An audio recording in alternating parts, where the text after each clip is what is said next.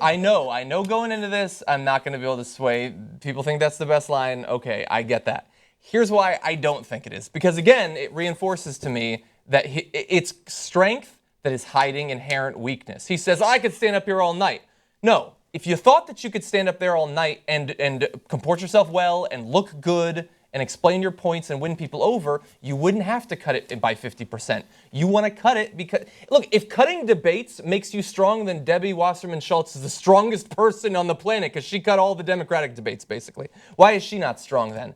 No, it's strength. What should have happened is one of them, maybe Kasich, I don't know, who was giving the final comment after Trump, should have thrown away their final things and say, okay, some people on the stage are too scared to stand before you and answer the tough questions that this biased media are throwing at us, but I'm not afraid to stand here for 3 hours or 3.5 hours. Some people want to run away. I'm going to stand here. I'm going to talk about the economy, foreign policy, whatever you want to talk about, I'm going to talk about it. Other people can leave. We don't need them.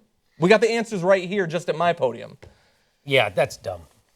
Well, it sounds good the way John says it. I don't think anybody quite would have sold that concept the way you've just sold it. I mean, being willing to answer to the American public? Yeah, I know. But look, then Hillary Clinton is strong. No, but here, one last thing about this. Look, John, again, the guy sitting at home on his couch is drunk and is about to pass out. He doesn't want a 3.5-hour debate. He doesn't care about the extra 1.5 hours in the first of substance. And right? when we come back, foreign policy. Great. You're too much of a real human being, John, to be talking about these people. John, I know because I'm just as much of a dork as you are. And when I was in the student senate in college, right? They're about I was in student government. I can't tell you the number of times they were about to convene the meeting. It's giant. We had a huge undergrad, giant student senate, right? And we're ready to convene. I go, no, one more point, right? Everybody's like, boo, you fucking boo, you piece of shit, right? Shut up already, right?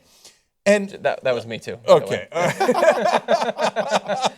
Parliamentary procedure, please. I have a point of order. Point of order. So, but people don't like that guy. They like the guy who says, let's get out of here, man. Let's go grab a beer. Let's have some pizza. Yes. Yeah, come on, man. Where's the party?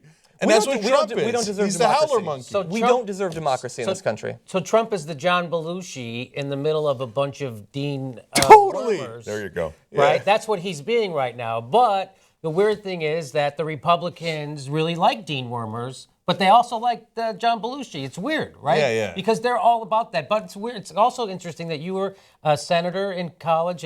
I went to Illinois. You were also? When I was in Illinois, Vice president. Illinois State, they called them academic senators, which I was one. Is which that right? had Really? nothing to do with academics. Oh, really? Nothing. All you had to do was get elected. So I ran, and I was an academic senator, and I got kicked off 2 of my committees. Good for you. That's fighting. the Jimmy Dore we know. Yeah, the rebel. Right, yeah. Jimmy the rebel. Yeah. So are you the only non-senator on this stage? I ran the radio station. That's as close as I can get to running that's something. interesting. And so I had to ride herd over those boards of people like Jimmy who all want to change the format. Yes. I was also a DJ, and There you go. See? also got in That's trouble. so funny. I like when I reflect back on what I should have done in college, and yes, we're off to debate now, and about us, okay? I thought, like, why didn't I work at the radio station in college? Why didn't I do some kind of communication instead of wasting my time with point of order? You were trying to make a difference at your university, Jake. That's why. Yeah, I suppose so.